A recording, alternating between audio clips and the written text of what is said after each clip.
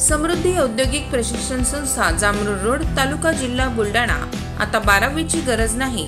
10वी पास विद्यार्थी 2 वार्षिक ITI केल्यानंतर 12वीच्या समकक्ष मानल्या जाईल। ट्रेडर्स, इलेक्ट्रिशियन, फिटर, वेल्डर प्रवेश देणे सुरू। मुलींसाठी फी मध्ये विशेष सवलत। संपर्क 98 Mother Teresa school of nursing Buldhana. GNM साठी प्रवेश देणे सुरू। पात्रता 12वी उत्तीर्ण। शिष्यवृत्ती उपलब्ध। SC ST मोफत प्रवेश। संपर्क Mother Teresa school of nursing Jamrund road Kolwad Buldhana.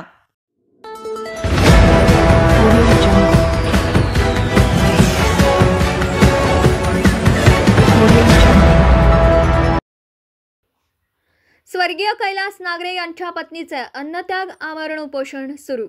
मुख्यमंत्र्यांना त्यांच्याच शब्दाचा विसर पडला। जयश्री शेळके।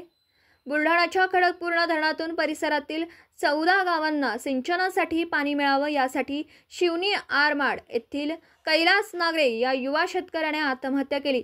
त्यानंतर राज्यात एकच खळबळ उडाली होती। सुसाईड नोटमध्ये केलेल्या उल्लेखानुसार मुख्यमंत्र्यांनी देखील त्यांच्या कुटुंबियांचं पालकत्व स्वीकारण्यासंदर्भात शब्द दिला। मात्र 4 महिने उलटून अजूनही मंत्र्यांनी आपलं आश्वासन पाळलं नाही। त्यामुळे त्यांच्या पत्नीने आपल्या राहत्या घरातच अन्नत्याग आमरण उपोषण सुरू केलं। उद्धव ठाकरेंच्या शिवसेनेच्या राज्य प्रवक्त्या जयश्री शेळके यांनी स्वाती नागरे यांची भेट घेत सरकारच्या भूमिकेसंदर्भात रोष व्यक्त केला। सरकार शेतकऱ्यांच्या संदर्भात असंवेदनशील असून मुख्यमंत्र्यांना देखील आपल्या शब्दाचा विसर पडल्याची टीका जयश्री शेळके यांनी केली। परिसरातील 14 गावांना सिंचनासाठी पाणी द्यावं आणि स्वर्गीय कैलास नागरे यांच्या कुटुंबियांचं पालकत्व स्वीकारावं, अन्यथा रस्त्यावर उतरून नागरे कुटुंबियांना न्याय मिळवून देऊ अशी भूमिका ठाकरेंच्या शिवसेनेकडून घेण्यात आली आहे।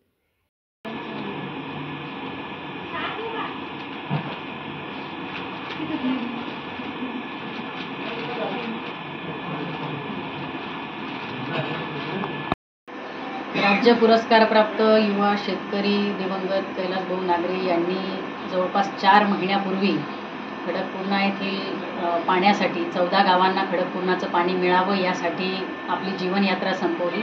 आज त्या दुर्दैवी घटनेला आता 4 महिने होऊन गेलेले आहेत आणि ज्या गोष्टीसाठी त्यांनी आपलं जीवन संपवलं, दुर्दैवाने अद्यापही महाराष्ट्राचं सरकार आणि कृषी विभाग किंवा जलसंधारण विभाग ती त्यांची मागणी पूर्ण करू शकलेला नाही। 14 गावांच्या पाण्याचा प्रश्न होता तो अद्यापही मिटलेला नाही।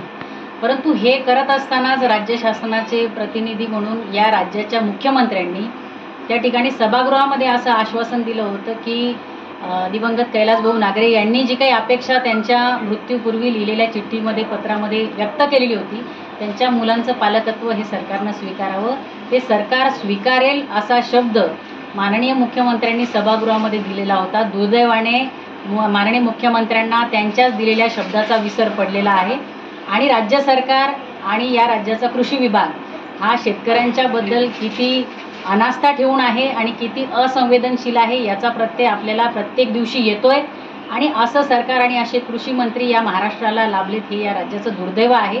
आज आमच्या बुलढाणा जिल्ह्यातील एक नावाजलेलं व्यक्तिमत्व असलेला प्रगतिशील आणि युवा शेतकरी पुरस्कार प्राप्त दिवंगत कैलास भाऊ नागरे यांच्या कुटुंबाला जर आपण सभागृहात दिलेला शब्द न पाळता त्या ठिकाणी त्यांच्या कुटुंबाला जर न्याय देऊ शकत नसाल तर बाकी राज्यातील शेतकऱ्यांना हे सरकार